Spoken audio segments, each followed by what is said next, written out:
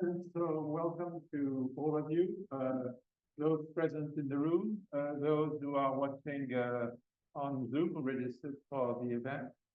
I'm very grateful to our panel. So in the room, we have on my right, Guy Cavalli. How do I pronounce your first name? It's actually quite good, better than my wife. So we're good. Okay, Guy Cavalli. From Washington Institute on Near East Policies, who has worked with the Palestinian delegation in previous past negotiations, so a great expert on Palestine and the whole issue of Israel-Palestine. On my left, David McCarthy, also from the Washington Institute for Near East Policies, who has advised the American delegation in past negotiations. So, from an extensive, both of them have, and you can look on the internet, they have written extensively on the conflict. And then joining us on Zoom, we have Mahaya, who is the director of the Carnegie Center in Beirut, joining us from Beirut. And we have, and I'm really grateful for her in the middle of a terrible tragedy in Lebanon to be joining us. And then we have Julien Barnes-Dacey, who is the director of the Middle East North Africa program of the European Council on Foreign Relations, and also a great expert on the region. Sorry, I wouldn't. My microphone may not be closer. So welcome to all of you. Let me start briskly because we'll have to end at 13:55. So we have to be concise and crisp. And I would like to keep some time for questions from the audience. So we know that what trauma it has been for Israel to the terrorist attack that took place a little more than a year ago. And we see now the government of Israel is trying to crush Hamas and Hezbollah. And certainly both organizations are much weaker today than they were a year ago. But meanwhile, we also see the image coming from Gaza and now Lebanon, which are images of complete devastation and despair. And so in the midst of an intensifying war, it is indeed very hard to see where is the space for peacemaking and diplomacy. But I think at CEPA, we can't give up. We need to try, and we need to try to think about paths that move us away from the terrible situation that we are in now. So I will start with a question today on Palestine. And I'll ask him a difficult question. Does he see a possibility that a new political balance will emerge within the Palestinian movement? Can Palestinian leaders eventually emerge who would be both representative of where the Palestinians really stand today, and at the same time possible interlocutors for a peace process? All right, thank you very much, Jean-Marie. Thank you all for being here, everyone on Zoom. And as you said, this has been a really tragic year, one of the worst that I had to live through throughout my career. But to your question, it's very hard to answer. Hard to answer it because we are in the middle of a war. And a war that is in part was launched by Hamas. When Hamas did the October 7th terror attacks, part of the reasons why they did this was to change the balance of power in domestic Palestinian politics. They wanted to emerge as the address for the Palestinian national movement. And therefore, as long as we don't know what's the outcome of the war, it's very hard to know who will emerge from this war stronger. If the war ends with a deal that is politically favorable to Hamas, then Hamas can come and say, our way is. If it doesn't, then obviously Hamas will be on the decline. So that's kind of one angle. But there's also a deeper, if you wish, purely domestic Palestinian angle. Is that, and this is where I'm actually more pessimistic, because neither Hamas nor Fatah, and they are the only two meaningful political movements in the Palestinian political map, neither of them actually have ways to create new leaderships. In Fatah, the movement that's in charge in the West Bank, the Palestinian Authority, basically it has become like the Ba'ath, very ossified, very identified with government, etc. There are no pathways for political activism and illumination, and that's why those who are in the business, as we look at when the current PA leader Abbas dies, we don't know what was after him because there's no process. And then Hamas has a very similar situation. Putting aside that these days the life expectancy of being a Hamas leader is not particularly high. That aside, it also has its own internal issues. So all of this to me means that right now it's too early to come out of it. I will end maybe on, since you want to talk about pathways forward, I think the way that the day after the war in Gaza is structured will play a major part and also in this. If the way day after in Gaza is structured in a way that produces a recommitment to a two-state solution, this is what the Saudis, others want in order to engage, then maybe we can have a new politics that's about peace. And if the day after in Gaza is structured in a way that you build a Palestinian address that reconstructs Gaza in a clean, non-corrupt, effective way, i.e. not like the PA authorities right now, that might also be able to create a new cohort of Palestinian leaders. But these are both long to medium term propositions, and in the short term, I am actually quite pessimistic. Sorry. Well, thank you. Well, I hope that in the discussion, we'll be able to find a little bit of optimism, but I think finally your realism maybe be the right for the moment. I want to turn to Mar in Beirut. So in the midst of devastation, I read pieces that say, well, maybe there is now a possibility for a reinvigorated Lebanese state that emerges and reassumes control of its entire territory. Because where Hezbollah has been really weakened, so one could see a Lebanese army that could be stronger, a Lebanese state that could be stronger. How realistic is that vision? Oh, you're muted. Thank you, Jean-Marie, and thank you for having me with you today. I think, again, it's very difficult to tell in the midst of war. The scale of devastation that we're seeing far outpaces what we saw in 2006, not just in terms of physical destruction, but also in terms of population flow. The internal displacement today is more than 20% of the Lebanese population. 1.2 were displaced within 2 weeks almost. And it continues because the evacuation orders from the IDF continue coming, particularly for the south. Also, we're in a situation where we don't know where things will go. So the end game, the Israeli end game, is not clear. The ground invasion of Lebanon was begun with the stated claim of wanting to create an environment that was safe enough for people who had been displaced from North Israel to be able to go back.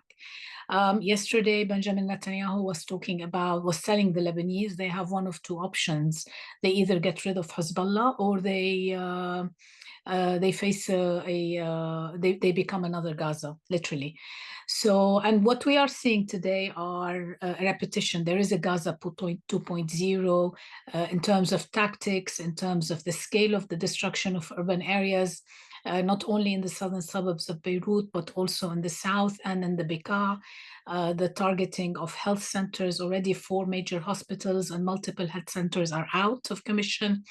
The targeting of healthcare workers, paramedics, doctors, civil defense, firefighters. Yesterday, 9 firefighters lost their lives. So we are seeing a lot of this.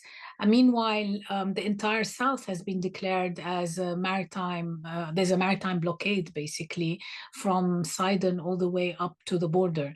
So it is not clear what the end game of Israel in Lebanon is.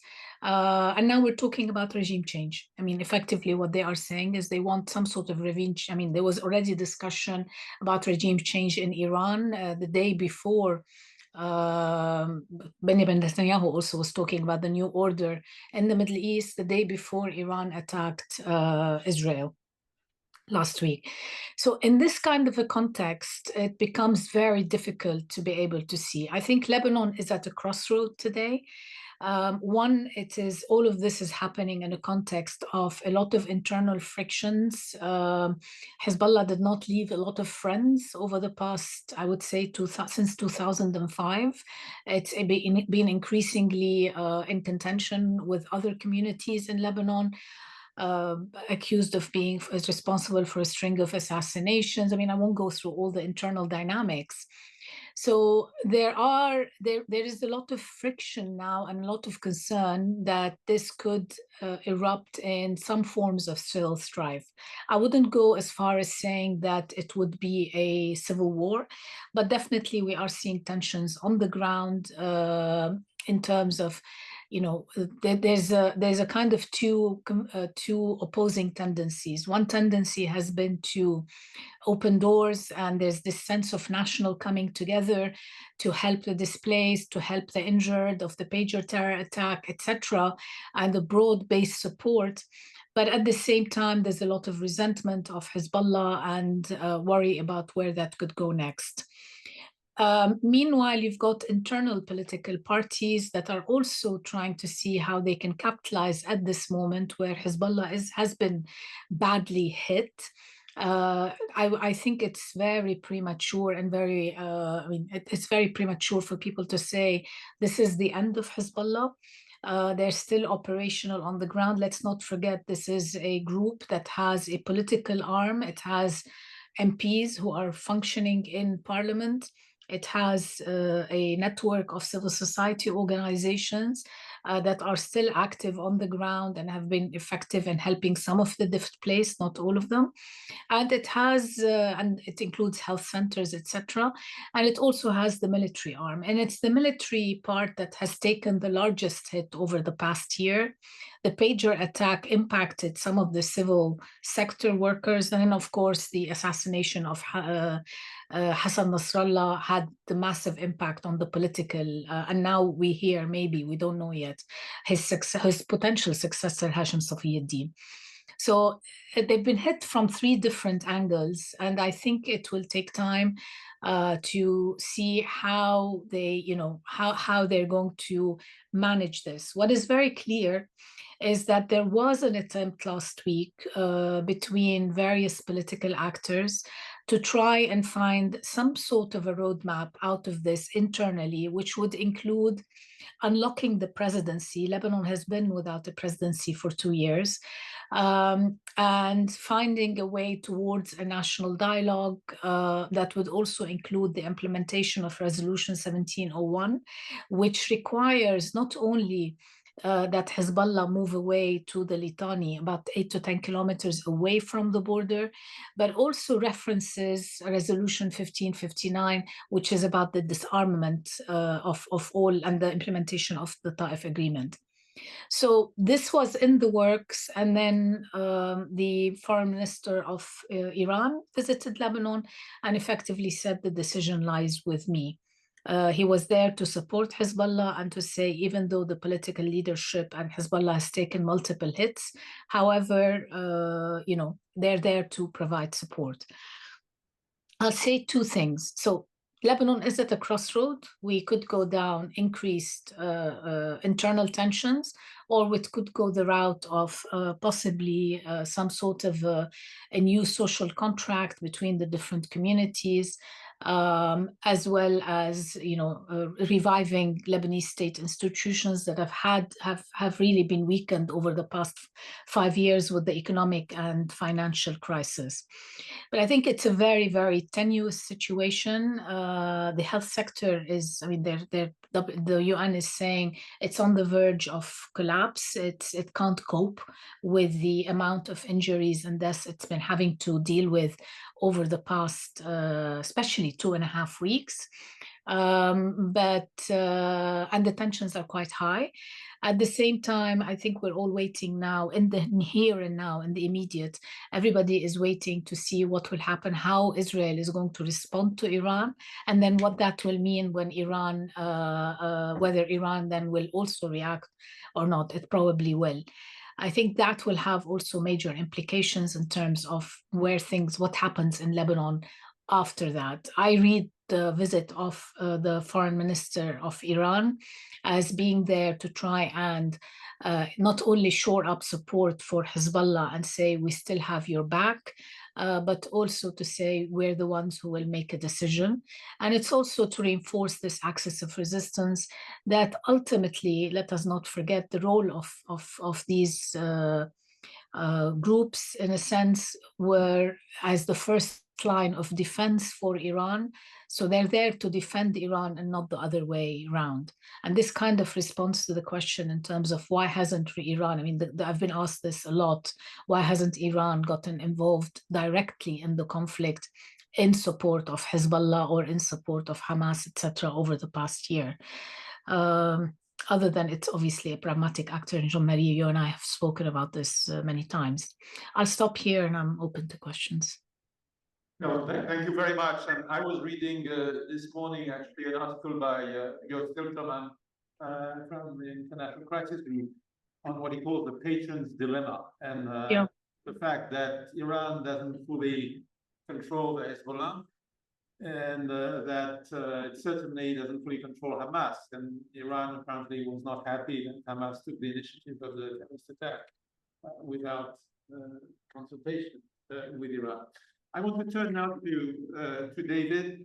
I didn't mention when I introduced you that you've also been a very distinguished journalist with a while ago. I think you were the director of the Jerusalem Post. You've been a correspondent for Haaretz, so you know Israel extremely well. And what we see now is that maybe Netanyahu's government at the moment may be benefiting from the war short term, but it still faces a hostages crisis. It still faces corruption charges, and its long-term strategy is not clear for the day after in Gaza, West Bank, or Lebanon. So my question is really, how might recent events shift Israeli politics and possibly lead to an opening in the peace process? Thank you, Jean-Marie, for having me. Dov, it's nice for me to be back. I went to Columbia College many, many moons ago. I used to take courses, and it was called SIA. That shows you how long it is before it became known as CIPA. So it's nice for me to come back, to be always with my friend and colleague, Rafe Omari, and I've done, I don't know, something like 60 or 70 universities together. And Jean-Marie was right. I mean, I was a journalist many, many moons ago, and I was part of the U.S. peace team under the Obama administration. John Kerry was the Secretary of State. I think I like, Jean-Marie, the way you said it about the short term versus the longer term.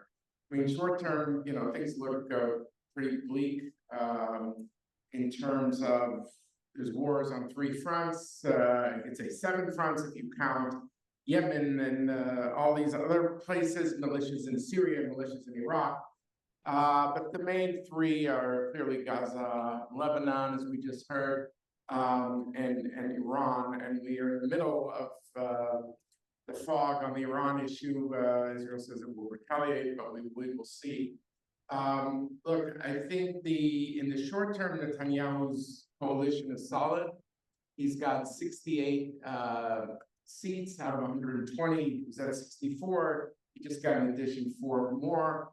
Some wondered if it would weaken some of the hard right parties, Mr. Bezalel Smotrich and Mr. Ben-Gvir, but they're like 14, so 68 minus 14 is still 50, 54, so they still do hold the balance of power.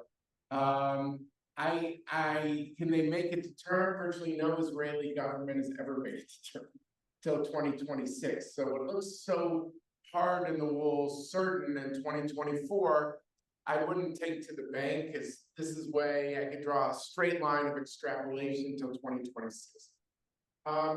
Here's why. There's always coalition issues, and some of it's going to sound incredibly mundane and prosaic, but if you're asking the question, I feel like I want to give a full answer, and that is to pass a budget happens in December. Right now, the ultra-Orthodox parties are saying if we don't get like a wholesale draft exemption, because the High Court is saying, look what's going on, there's a war. How can you just exempt the fastest growing part of the Israeli population, the ultra-Orthodox 13% and growing, and they are linking the two.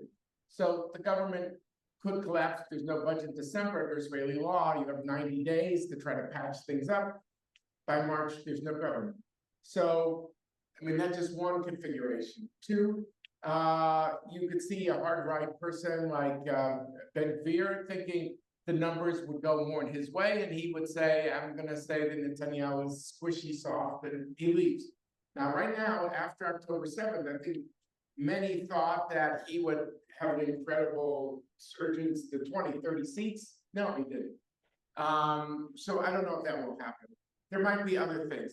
I do think that you cannot rule out, and I was glad our colleagues from Beirut pointed out the situation there, because the Israeli society, right now the polls, Netanyahu is not recovered, by the way, from October 7th. Frankly, he hasn't recovered from the judicial overhaul of 2023.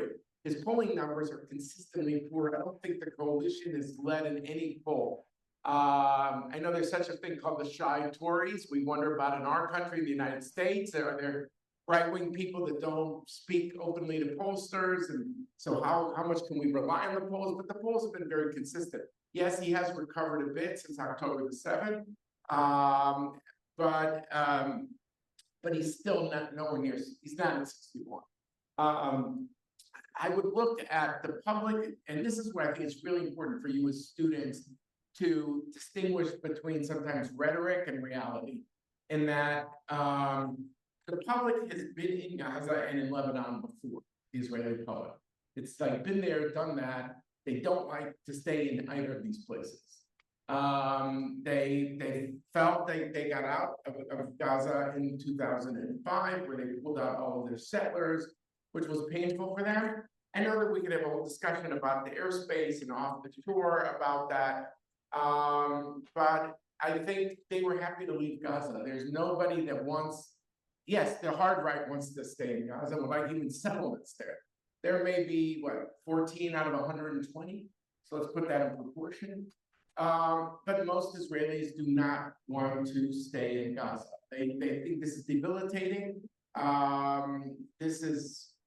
There's no upside for them in many respects. And the same with Lebanon. They got out in the year 2000, and they thought they were done there. With the security zone that proved over time as technology, I know this is going to sound bizarre, but technology in 1985 and technology in 2000, it shifted, because the rockets could fly over the security zone in the southern part of Lebanon. And so what good was the security zone? And it was led actually by women who were called the Four Mothers movement, who think, hey, if these rockets can fly over the security zone, what sort of buffer is there for our kids who were serving in the army? So Israel left in the year 2000. The commonality between those two is that one thing that unites the Israelis, I think, is all they want is enforcement. And here's where diplomats come through and could help make a difference. All they care about is it safe? They want to know, is it safe to go back to the south? Is it safe to go back to the north? 68,000 displaced in the north, tens of thousands. Of course, I know many more in Gaza, many more in Lebanon. So I'm not comparing, but I'm saying that a way out of this crisis is to come up with enforcement mechanisms.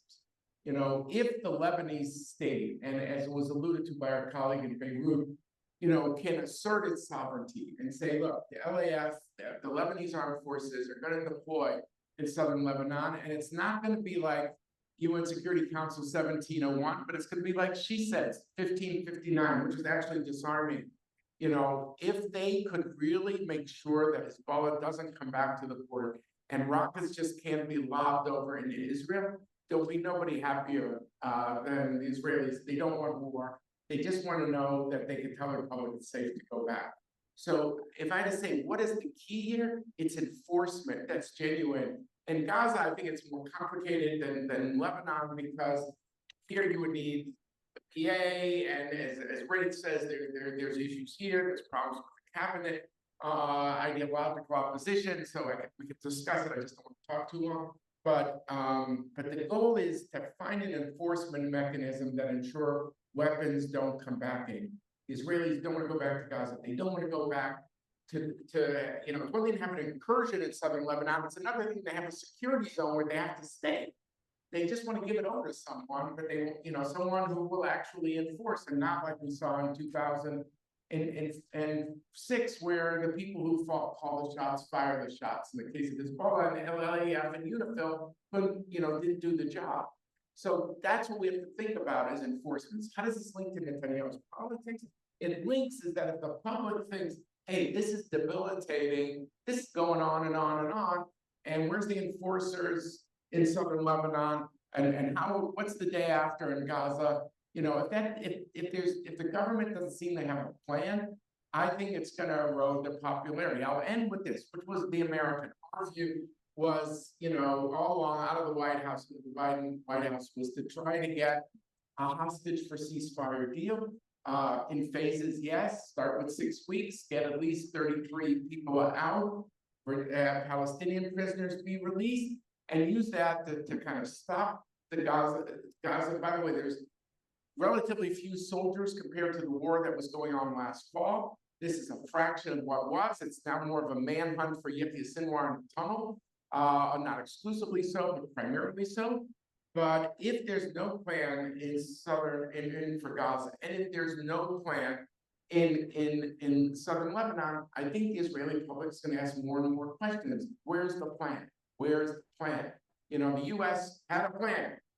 Ceasefire, shut down the South, at the same time shut down Hezbollah, pivot to the Persian Gulf, a Saudi, U.S., Israel deal, which we can discuss if we have time. Now, that can't happen during fighting. Has that been because of the veto of Sinwar? We can discuss that too. There's different interpretations. All I'm saying is Netanyahu right now, short term, looks solid, but I wouldn't take that to the bank because of the vagaries of Israeli politics on some domestic fronts that have implications for the war, like the draft, etc., and the budget. And also the question where the public, I think, is going to ask more and more questions, and that's bound to have a debilitating effect. So I don't see Netanyahu, coasting back to power, and he does need a plan, in my view. Even though short term, I don't see anyone defecting from the coalition at this time. Thank you. Thank you very much. Some say Europe is from Venus, not from Mars, and so the Europeans, when they have looked at the Middle East, they have thought less about enforcement, more about the fundamental change in the relations between Israel and the Palestinian, Israel and the region. A political solution where it would not rely just on deterrence and being the strongest. And that brings me to Julien, with the European Council on Relations. Europe has played an important role in the past on some issues. I mean, initiating the discussion with Iran on the nuclear deal with Iran, the Europeans played a real role. But today, the Europeans seem more and more marginalized, if I may say, on issues related to the Middle East. And one can wonder whether that could change, whether there's any prospect for Europe to play a role so that the political horizon clears a bit, so that there is de-escalation with Iran, so that there is a path that does not rely just on the confrontation of force. Over to you. Jean-Marie, thank you very much for that. I can give you a very quick answer. No, Europe won't matter here and won't be relevant. That's the kind of bottom line, and Europe is not part of the conversation in the region. It's not part of the conversation in Washington. And so I think that the idea that Europeans are going to step up, even as this kind of regional explosion or regional escalation kind of continues to widen is hard to imagine. And look, to go back to some of the other questions you've posed, I mean, I think Europeans should and need to be much more concerned. I think the situation is obviously devastating on the ground. You've kind of posed a number of almost optimistic questions about, can we get Palestinian politics right because of this, or is there an opening for Lebanese politics? You know, everything that we're seeing on the ground at the moment, everything that we've learned from the last 30 years from the region, suggests that out of the rubble of Gaza and Lebanon will only come a far worse situation. You know, the prospects of kind of positive, constructive political change seems pretty optimistic at best in terms of where Palestinian politics will go. The idea that kind of the Lebanese will be able to squash Hezbollah seems pretty outlandish at this moment. You know, we heard colleagues talking about the need for Israeli enforcement. We didn't hear any reference, I think, to any sense of an Israeli political vision for a kind of sustainable track that can actually lock that in. And I think part of the reason we are here today, and part of the reason we're on this cycle of escalation, is that Israel has been locked into an enforcement track for so long, and there hasn't been any really meaningful attempt to kind of create the political horizon and political buy-in for something that would be sustainable. And I guess, you know, to American ears, that probably sounds like a very kind of European perspective. And yet, you know, one has to look at where this has emerged from, the conditions in the region. And I think that is an important perspective to bear in mind. You know, another thing that we haven't really talked about, Jean-Marie, is the fact that you know, the regional situation could get much worse in the period ahead. We're obviously all waiting for the Israeli response to the ballistic missile attacks on the Iranian ballistic missile attacks on Israel last week. Lots of messaging out of Israel that this is going to be much bigger than we've seen in the past. The Iranians have undoubtedly got to feel a need to respond. And you know, again, there was a sense in Israel and perhaps in a lot of the Western press that the ballistic missile attacks from Iran were pretty irrelevant. I think a lot more missiles got through than we're hearing about. I mean, there was one military base alone where 20 ballistic missiles landed. And so I think we should be very concerned about the prospects of a broader escalation. So, you know, the European perspective to all of this is one of concern, one of worry, but one of an inability to really make a difference. And I think a large reason for that is that the US government has effectively given Israel unconditional support for its military campaigns in Gaza and in Lebanon now. There has long been, I think, a consensus position out there that to stop the regional conflict, you need a ceasefire in Gaza. Israel's own negotiators have made clear that Benjamin Netanyahu has been the key blockage to that. And rather than leaning on Israel and using some of the leverage that they have, the US has effectively given Netanyahu carte blanche. In Lebanon, there was an initial attempt by the US to try and get a 21-day ceasefire to stop the widening cycle of escalation. In the last couple of days, we hear that the US is now firmly behind the Israelis, and even I think in the New York Times today there was a report saying that actually there are talks about possible American participation in the Israeli military response against Iran. So, you know, put to that backdrop, the Europeans have very little space to get the Israelis to de-escalate. The Americans are the one with the leverage. Without an Israeli de-escalation, it will be impossible to get the Iranians and their axes and their allies to step back. And as I say, the horizon from Israel right now is about remaking the entire region. It's not really about finding a landing spot for de-escalation and a political horizon. Obviously, the Europeans have some ties and relations with the Iranians that the Americans don't have. But again, the Iranians are not looking to Europe for an answer here. They're looking to DC. they're looking to see whether the Americans are prepared to make some kind of deal that gets all sides to loosen to down the temperature. So plenty of stuff, Jean-Marie, that the Europeans can do around the sidelines in terms of thinking about options for a post-Gaza kind of political horizon, trying to create humanitarian openings, and these are obviously desperate in both Gaza and Lebanon. You know, there may be prospects to message to Hezbollah and to Iran, but frankly, it's the Americans that matter here. They are the only ones that can call the shots and force de-escalation on the different parties. And for the moment, they don't seem to be anywhere near that position. I guess in large part because of the approaching U.S. election and kind of the way that plays out in U.S. politics. Let me stop there, Jean-Marie. Thank you very much. I'm afraid I agree with you. I mean, I disagree. I don't see Maha on the screen, so maybe with the precarious situation in Beirut, she's been cut off. But, oh yes, oh, good, no, you're there. I want to ask all of you in a way, after all these very bleak statements for the present,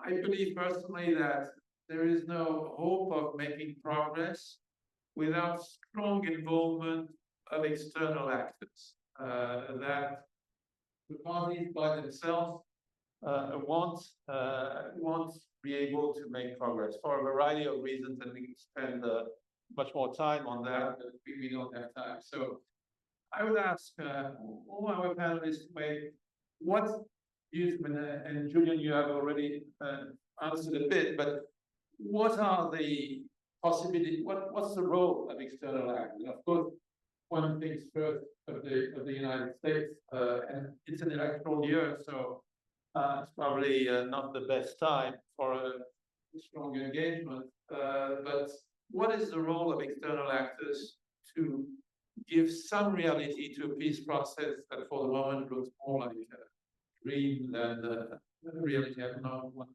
speak. Look, when you talk about external actors, you have layers. You have circles of external actors. If you don't talk specifically about the Palestinian-Israeli conflict, but I talk about external actors, I think in this case, the Arabs can do a major role in this. I think what happened post October 7th is that the region, which had looked at the Palestinian-Israeli conflict as almost a relic of the past, not of no significance, suddenly realized that it still has potential to destabilize.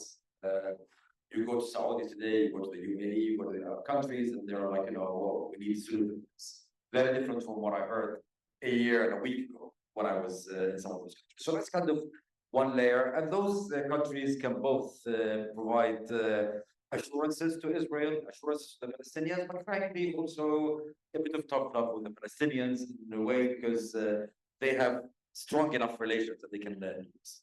Now you take it one step further and you go beyond the region. If you want to zoom out here and talk about the region writ large, I think, frankly, I would put a challenge to you. Europe always wants the United States to put pressure on Israel, which we can because of many reasons.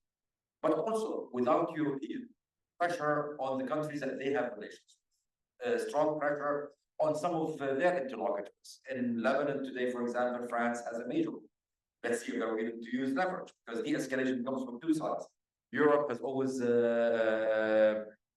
talked about its relations with Iran. Let's see if these relations really provide leverage. Because leverage that doesn't go on both sides doesn't work. And finally, I will come to the United States. Here, there's good news and there is bad news. The good news is the region is still dying to have the Americans be engaged in a meaningful way. And this is what you hear. Go to every capital in the region, they'll say, we want the U.S. to play, again, the role of the major external act here. And they're not very certain and they're not very confident because they look at our surprise, they look at our statements, and they see we've been talking about instabilities now since the Obama administration, including the Trump and now the Biden administration. So in order for us to be effective, we have to make a decision in the United States. Do we want to be engaged or do we want to be engaged? Being engaged is not about simply diplomacy. Diplomacy is essential, but diplomacy that is not backed with a credible possibility of the use of force remains limited in its impact.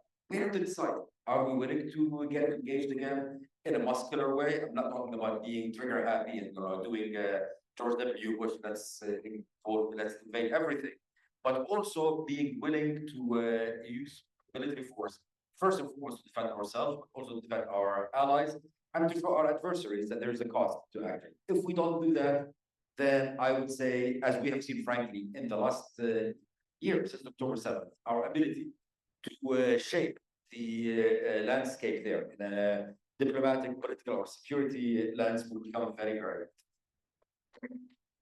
Thank you. David? Yeah. Thank you.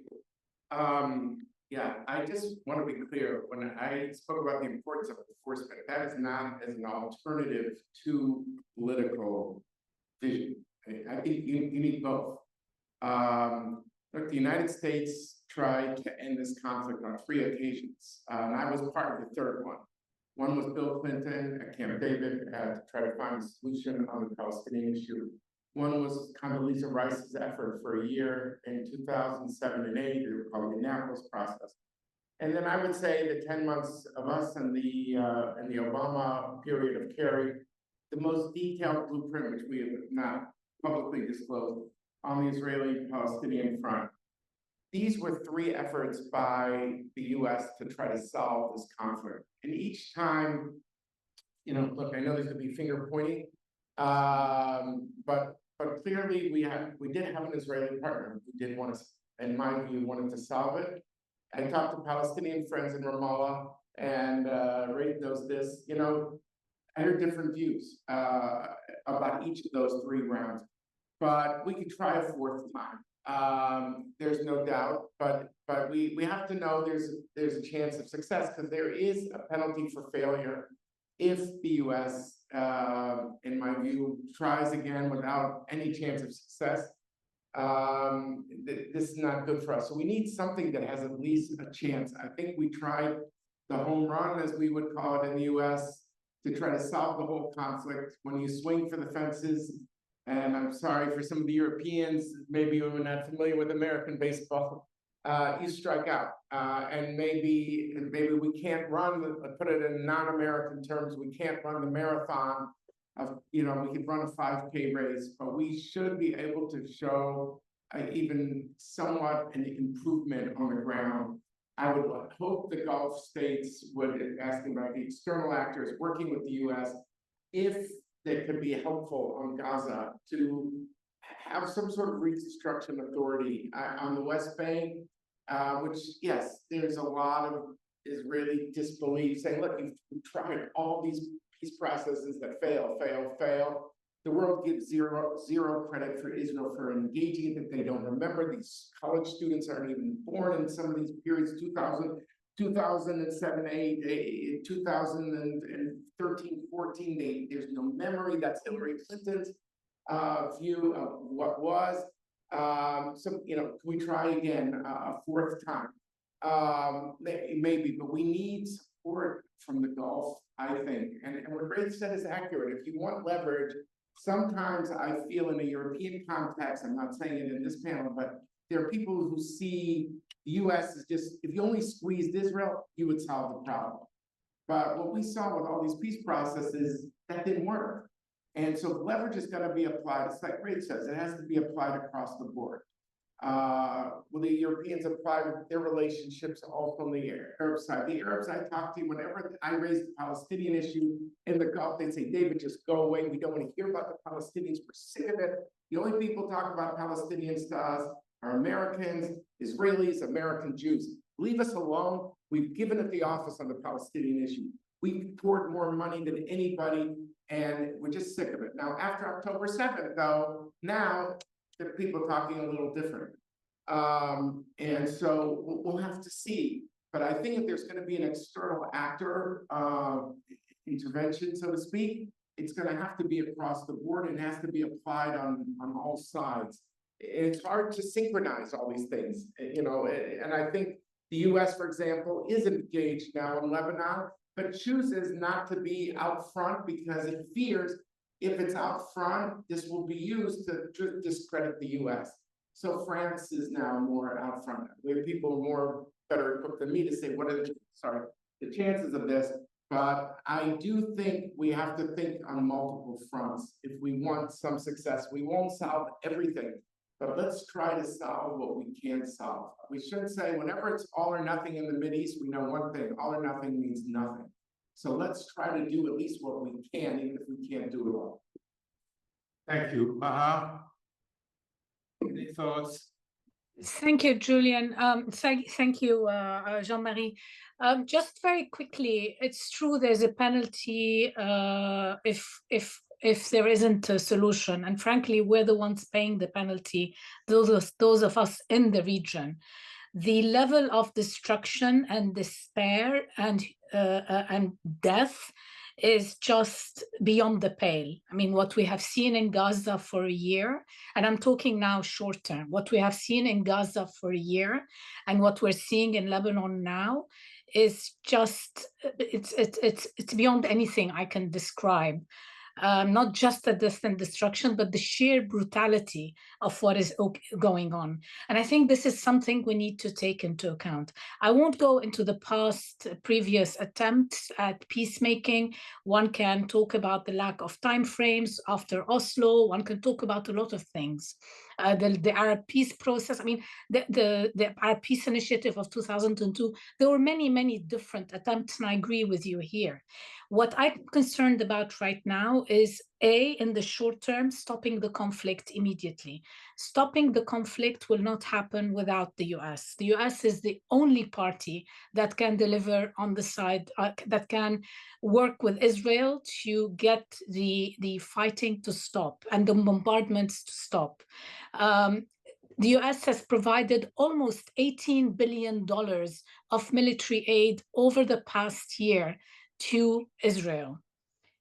This has not been commensurate with any kind of political influence. We've seen President Biden and others express their frustration with the Israeli Prime Minister. He says one thing and he does the other. He's not listening to us.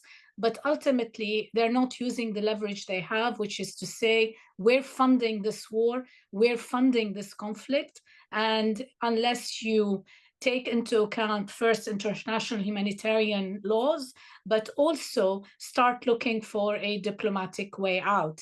What is the political vision? Otherwise, there's a price to pay. That's not happening. And actually, it's to the point where this may effectively cost Vice President Harris the election because of how polarized this issue has become within domestic American politics, particularly in states where you have large Arab American populations such as Michigan.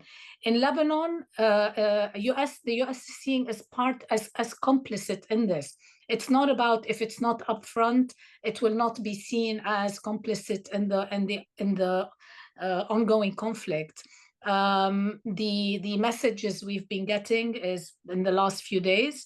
When the ground invasion started, there were leaks over a week that the US had green-lighted Israel's invasion. And yesterday, Miller, the US State Department spokesperson, said we're supporting Israel's efforts right now. I think they see a window to get rid of Hezbollah and maybe to weaken Iran. I'm not sure. But the bottom line is there isn't a how do you say that there isn't daylight between the two anymore in terms of how they're perceived in the region and how the activities of the bombings of Israel in Lebanon or even in Gaza are perceived. It's seen as a US-Israeli war. I mean, Jean-Marie will know we were talking about this a year ago and saying if this continues, this thin line between the two parties will ultimately disappear, and it has disappeared for many in the region. And this is also worrisome because if things escalate between Israel and Iran, I do worry about US bases and US interests being targeted in Iraq, in Syria, and in other places. So it brings me to the Arab side, and that will be my final comment, because I think Julien already covered the European and kind of many of these dynamics. On the Arab side, what we've seen is increasing rapprochement between Gulf countries and Iran. Today, there was a meeting between Saudi Arabia and Iran, the foreign ministers. I think there is an attempt. The Gulf countries obviously are very concerned. We saw the meeting last week between the GCC and also Iran for the first time. They are very concerned that their oil rigs, that they would be impacted should this conflict escalate much more quickly. And I think when the conflict was contained to Gaza, it was somehow contained. Even though there was already a lower intensity conflict going on in Lebanon, we had the Houthis in Yemen, but they were somehow isolated theaters. The expansion into Lebanon and the I call it an escalation on steroids. What we've seen over the two and a half weeks is while we were going kind of gradually upwards in escalation, it suddenly shot up. And I think this has become a cause of concern for a lot of Arab countries, particularly the Gulf. They are working with Palestinian counterparts, with Lebanese counterparts, and with Iran, who has a seat on the table, whether we like it or not, to try and mitigate and mediate at least some sort of a ceasefire in Lebanon to stop this from continuing. The last thing I think the world needs is another collapsed state in this region. But also to figure out something in terms of Gaza, in terms of Palestine, maintaining. I mean, there's talk again of the two-state solution. Frankly, I think we are looking at a one-state reality, and it's a one-state where it's an apartheid state where you have two different communities that have two different legal frameworks. So we're somewhere else, but I would leave that to a discussion for the Palestinians and Israelis to decide what is the ultimate state that they would like to live in. I think for us, it's what they want and what they see. Unfortunately, my great concern also is that in Israel itself, there always was this mantra that there isn't a partner for peace on the Arab side. Today, we're not seeing a partner for peace also on the Israeli side, more so. The division within Israel today is either pro-Bibi, anti-Bibi. It's not pro-peace, anti-peace. And I think this is incredibly worrisome. If this government were to go away, we're likely to get someone with the same political leanings. The space for discussion about Palestinian self-determination, etc., it's no more there. And that is also something of significant concern. So there's a gap in leadership, but also public mood in the region has switched. And I think it's something we somehow need to deal with, and we need to deal with today before tomorrow, by a much stronger and much more active diplomatic efforts, to stop, get a ceasefire in place immediately in Lebanon, but also in Gaza, and move towards discussions around security, Israel's security concerns, Palestinian and Lebanese security concerns, the Palestinian self-determination, etc., whether it's 1701 or what else needs to be done in terms of Lebanon. Thank you. Thank you. I see time marching on, and I think we're not going to have time for questions, but this is a very late. Julien, do you want to have the last word? Let me make two quick comments, Jean-Marie. It's hard to add much to kind of the three excellent interventions, but two quick things. One, just to stress, I think that any solution has to have Gaza and Israel, Palestine at its center. I think that's been clear for a long time now, and one can put band-aids on the regional situation, but nothing sustainable, and certainly kind of no enforcement or guarantees of Israeli security will be delivered without a solution to the Israel-Palestine conflict in Gaza. And that is somewhere where I think as Europeans, as Arabs, there is, as Maha said, a sense that the US needs to be putting much more pressure on Israel. Clearly, there's immense pressure being put on the Palestinians. They're being bombed to smithereens. They're being arrested in the West Bank. There is no hope for them whatsoever. Clearly, they need to reform themselves. Clearly, we need to find a solution to get rid of Hamas. But, we need a peace camp in Israel. That does not exist at the moment. We had the largest expansion of settlements in the West Bank since Oslo in the last year. That tells you everything you need to know about the political horizon on the table, and that should be extremely worrying. Secondly, just to stress as well, I think the kind of all roads now lead via the region. I mean, the kind of it's a regional actors who I think will be more pivotal than ever in trying to persuade the Americans to put some pressure on the Israelis, in trying to put out an incentivizing offer to Israel in terms of Saudi-Israeli normalization, in terms of using their new dialogue with the Iranians. And as Maha said, there was an unprecedented new meeting between the Saudis and the Iranians in Riyadh today, using that to get the Iranians to do their part, to put pressure on Hamas to buy into a ceasefire. And, you know, working with the Europeans on some of the kind of post-reconstruction, post-conflict scenarios. So I think the regional actors are more key than ever to this, but the solution has to lie first and foremost via Gaza. Yeah, no, just for 30 seconds. Look, all my life, I believe in coexistence. I still think it's the only way. You want a solution, gives dignity for both sides. I think what we need to understand, if Israel's moved to the right, though, a lot of this is because Hezbollah and Hamas have been seen as the prototypes on their borders. Like, here, you can't make a compromise with these people. And that has been used by the right. And I think to make the center vibrant again, which is what we want, it is only through a peace process that is real. And it's clear that the more extremes on all sides are marginalized. And I think we need to realize how interactive some of these dynamics are. Thank you very much. Thank you to our panel. Thank you to Riet. Thank you to David. Thank you to Maha. Thank you to Julien. I think this conversation has shown that we can have a very substantive conversation in 55 minutes. We should, the topic would deserve not 2 hours, not 3 hours. It would deserve a whole seminar.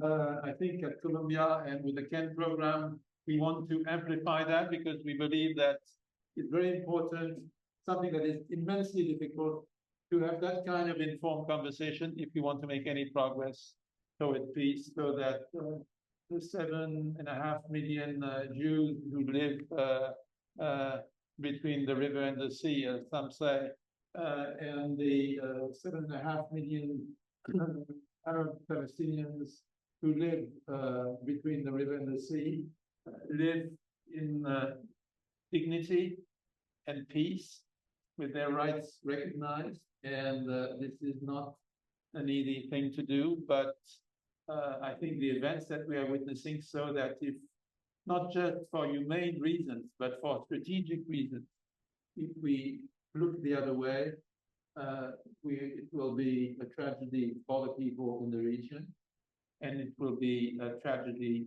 for the world. Thank you.